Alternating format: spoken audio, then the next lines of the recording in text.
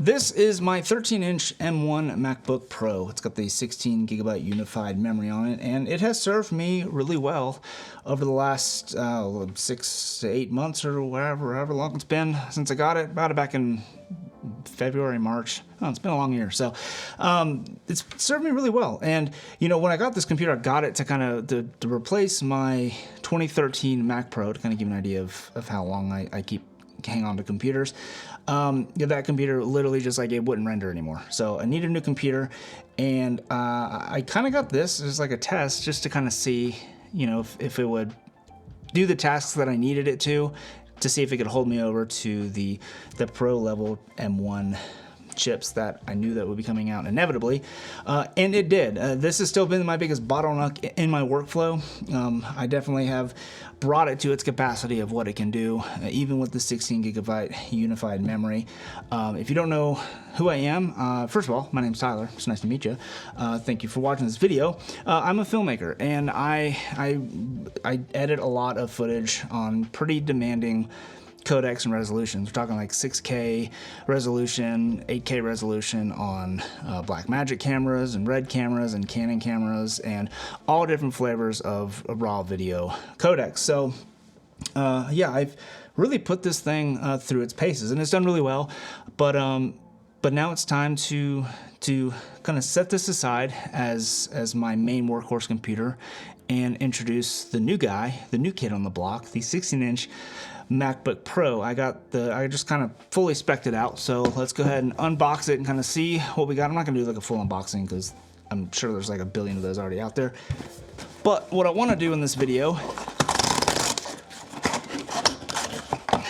is just talk about kind of my first impressions of this computer, and yeah, that's kind of what this is gonna be. I'm gonna do a couple of benchmarks against my M1 MacBook Pro that I have currently, and that's kind of what we're gonna do. And I'm gonna do some render tests and just kind of talk about some initial impressions of this computer.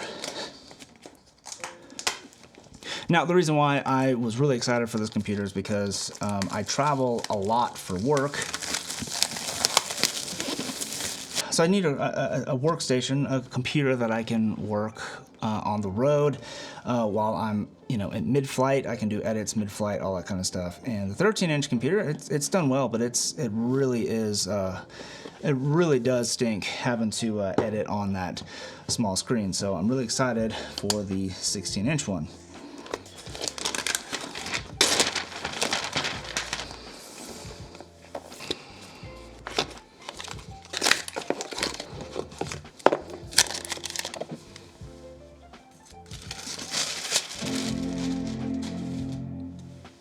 Okay, I've got this pretty much all set up, well, as set up as I need to. I've got Davinci Resolve loaded onto this computer, and that was kind of what I wanted to do. Let's get this out of the way.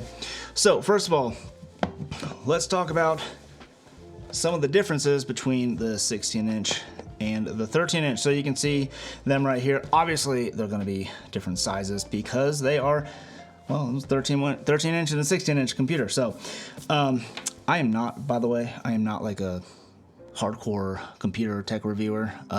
There's way better people at that than me. So this is really just a video about like kind of my experiences and everything and impressions of this computer. So first of all, we have quite a difference in thickness right here. Now, this is kind of important because one thing I actually really like about this computer, the 13-inch, is for traveling, just putting it in my my bag. It's just so small, and that's one thing I really do like about it. So we'll have to see how this will fit in my current rig and kind of see how all this fits together.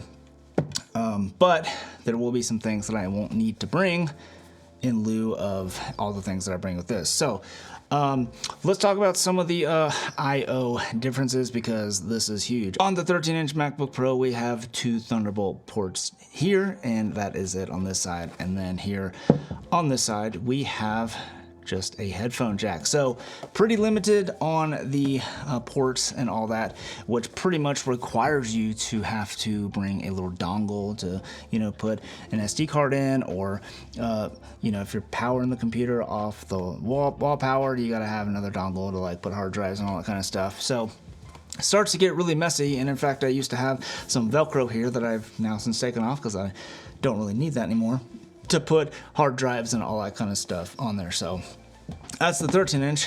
Now on the 16-inch, we have a whole bunch of more ports, which I'm so excited about. So on this side, we have a MagSafe port here on the top, and then 2 Thunderbolt 4 ports right here. Super awesome, and a headphone jack right there, which is really nice to have. So we've got that here. And then on this side, we have an HDMI out, another Thunderbolt port, and an SD card port right here. Now, most of my devices, most of my cameras don't even take SD cards, but it is nice because my drone, I just have like the Mavic Air 2S that uses an SD card. And then my sound devices, Mix-Pretty 3.2, which I use to record audio for everything, is an SD card slot. So it's just really not, or uses an SD card. So it's really nice to have this SD card here on this computer so that I don't have to bring a dongle just for an SD card, because I find that I have to do that sometimes. So that being said, it is definitely a chunkier computer, but it feels like a good solid computer. This one, it has this like these rounded edges, so I don't know. This one's a little bit more squared off. The 16-inch a little bit more squared off. I think the 14 inches like that as well. But yeah, it's a solid feeling computer. With a little reminder that I have a MacBook Pro here in case I ever forget. So really glad that little detail's there. So yeah, that's this. And then so let's kind of get into the gory details of my first impressions. And the only way to do that is to kind of do some scrubbing and render tests and all that kind of stuff. So what I'm going to do is I'm going to do a screen record while I kind of scrub through the timeline and stuff. That's going to be not super representative because that'll be kind of taking up some performance, but just to see, so you can see me like scrubbing through the timeline and all that kind of stuff. And then I'm going to turn the screen recording off because there's no need to do that when I'm rendering a project out, so you can kind of get an idea of what we're doing. So what I want to do is I want to render out a project that I just recently released. You can find it on my YouTube channel, but a little mini doc that I did that I shot on the Blackmagic Pocket Cinema Camera 6K Pro, the Ursa Mini Pro G2, and then some on the Red Komodo. And the reason why I want to use this as kind of my test is because it is very computer intensive. I had a bunch of nodes on a lot of the clips, and noise reduction on almost all the clips as well. And it's a 4K timeline, and you know, we're dealing with all raw footage. Okay, I am in Davinci Resolve now. Got the project all loaded up here, and I am just going to kind of play this project and kind of see what's going on. So I have playback set to time on proxy mode set to off.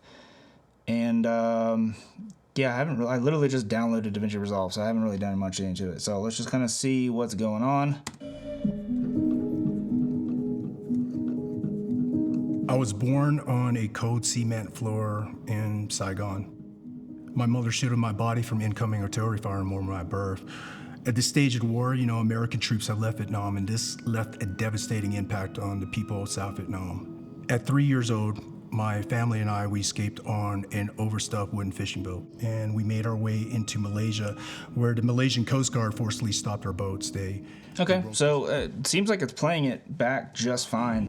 Now, this is obviously a project that I've already worked on and everything, so everything's kind of already done, but from a playback perspective, that was one of the things that was really annoying, and I really like playing back in the resolution that I'm gonna deliver it in, so I can kind of see how it looks. It's just a personal thing. I just like seeing how the project looks. That's just, you know, That's really nice. That's pretty impressive. Now, the real thing is I want to know how long this project's going to actually take to render. So let's go ahead and call this render test.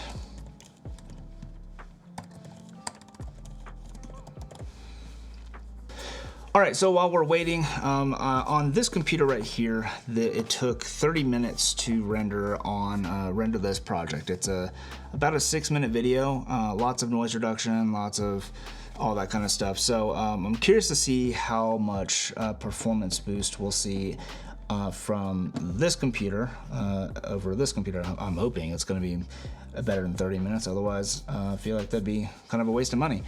But otherwise, while we're talking about it, let's kind of compare a couple of things with these computers, because a couple differences that are worth noting.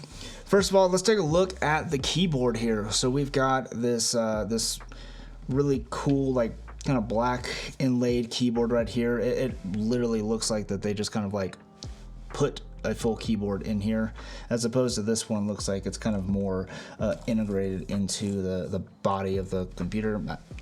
I don't know, 6 one, half dozen the other. I think they both look fine. So I guess that's a personal preference. One big noticeable change here on the keyboard is this top row right here. And a lot of people had a lot of problems with this touch bar here on the top, here on the 13-inch. I guess I'm a minority in this one. I absolutely love this touch bar. I felt like it was really easy to get to things, and just random things like, you know, when I'm writing, you know, sending a text or something like that from iMessage, I can hit the emoji or whatever. I don't know. I just really like the touch bar. I don't know why people really hated this thing, but it's gone, and now we have physical keys here on the keyboard. It seems to have the, you know, more necessary keys on there, like, you know, your brightness settings and skipping forward and back and pause and all that kind of stuff, and volume. So there's that. It still has Touch ID, which is really nice. So like if you're checking out from, you know, some online store and you can use Apple Pay, it's really nice to just use that Touch ID to get Apple Pay. So definitely don't hate that there. Obviously, we got more real estate for speakers right here, and these speakers do sound really good. And I'll kind of do a test with this shotgun mic just to kind of, maybe you can see the differences. I don't know if you're going to be able to tell the differences at all, but so that's that. We are now at a little over halfway. We're at about 56% rendering. You can hear the fans starting to kick on now.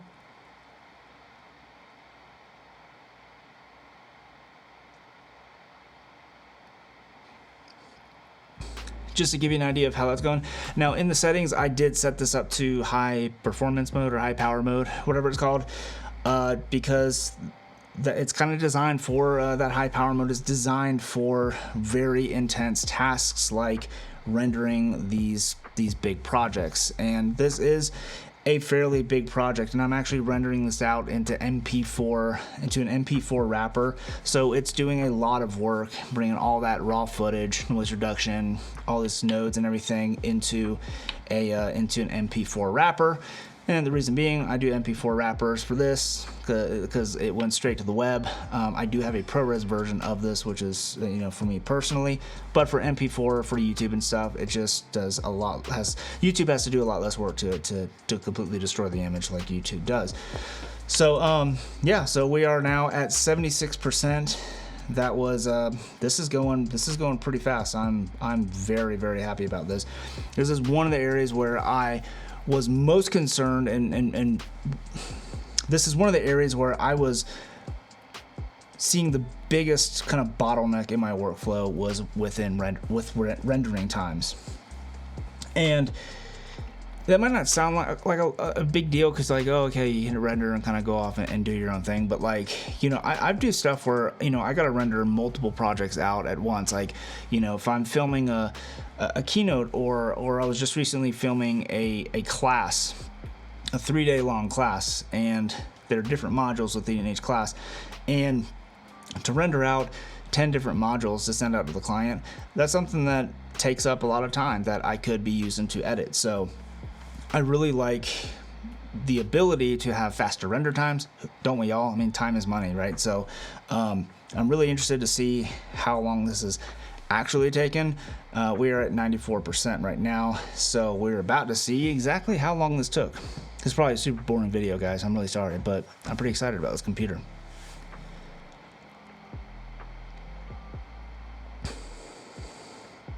Okay, so this took 5 minutes and 51 seconds compared to the 30 minutes and change that it was on this computer right here.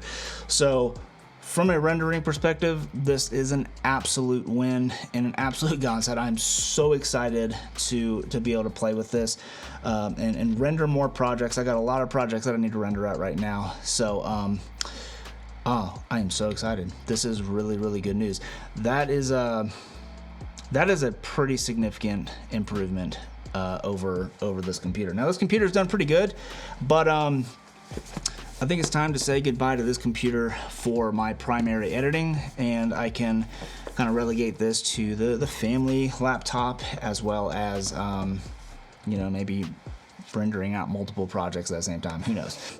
All right, so this is something that I wanted to show you real quick. This is a project that I did last year for a church for their Christmas service, and this right here is a multicam edit, and this is, I kind of cut each of the songs down to their own music videos, and so this one is a 4K timeline. You can see here, and well, in 2:3:9 aspect ratio, kind of a widescreen aspect ratio. And I have basically 9 camera angles. So we had 3 Blackmagic Pocket Cinema Camera 4Ks that we shot at 8:1 compression, obviously in 4K, and we did 3 takes, between 3 and 4 takes, I think, of each song. This one happened to be 3 takes. So you can see how all of this that we have going on. Now the question is like on my Mac Pro, I didn't even edit this on my M1 Mac because I didn't have this at the time. On my Mac Pro, I couldn't even edit in real time on an HD timeline just because there was so much going on. So I'm just curious to see, like, it couldn't even play it back. There's a lot of edits that I had to go back and kind of hit the right cut that I wanted to and kind of move things around. So I'm really curious to see how this plays back. And I haven't tried this yet, so this is gonna be like right off the rip. We're just gonna see. So 4K timeline, and we've got 9 camera angles that we're trying to deal with in a multicam edit. And this is playing back perfectly smooth. I mean, this is ridiculous. So all of these you can see are playing back in real time, and if you do multicam edits, that is such a huge deal because being able to see in real time what each of the angles are doing is a really big deal. I don't know how many times I've said big deal so far, but it really is. So you can see all the different angles that I've got going on, and all of these are playing back perfectly smooth, and this just makes multicam editing, and this is in Davinci Resolve, people. This is not in Final Cut Pro. There's probably a lot of tests out there in Final Cut Pro, but not a lot in Davinci Resolve. So I'm just curious to see how this is doing in Davinci Resolve. That's what I edited in. So I am very, very, very impressed with this, with the performance of this right here. I mean, this is just absolutely incredible. I mean, no playback issues. This is a 4K timeline. I wonder if I'm not even in proxy mode. I'm at full resolution of the timeline. So that is so impressive. I'm really, really happy with how that turned out. And all these clips are graded. So this is like the final product of grades and any kind of noise reduction or anything like that I applied in here. So I am pretty blown away by that. So that's all I'm gonna have for this video. I think I said I was gonna compare something else, but not so much in this video. This is really just a first impressions video.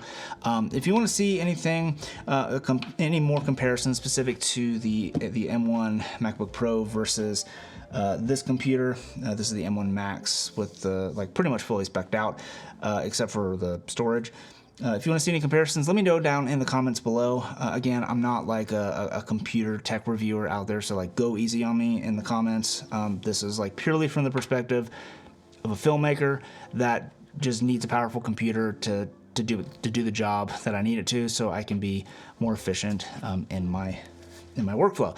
So overall, I'm very impressed with this machine. I'm really looking forward to doing some more tests and all that kind of stuff, and kind of give my overall thoughts of the computer and maybe any more comparisons to the M1 Mac. So yeah, that's pretty much it. One thing I didn't test on this was like H.265, like stuff from the Canon R5 or anything like that. That's simply because this computer handled that footage unbelievably well. So I 100% confidence it's going to do really well with that. But I will do a test here soon with 8K RAW. And if you want to see any kind of test in Final Cut Pro or anything, basically anything you want to see tested with this computer, let me know down in the comments below. From a filmmaking perspective, I'm not an animator, so I can't test any of that stuff. I just don't know how to do that stuff. So yeah, but apparently I have a computer that can handle that stuff. So who knows, maybe one of these days I'll get into like Fusion and stuff. But pretty much it. I am very, very, very blown away by the performance of this computer, and I really can't wait to start editing some projects. So thank you so much for watching. Sorry this is all over the place, but I'll get better at doing these like computer reviews, and by that, like with this computer, because like I don't have the money to like keep buying new computers. So anyways, love y'all so much, and I'll see you in the next one. Peace.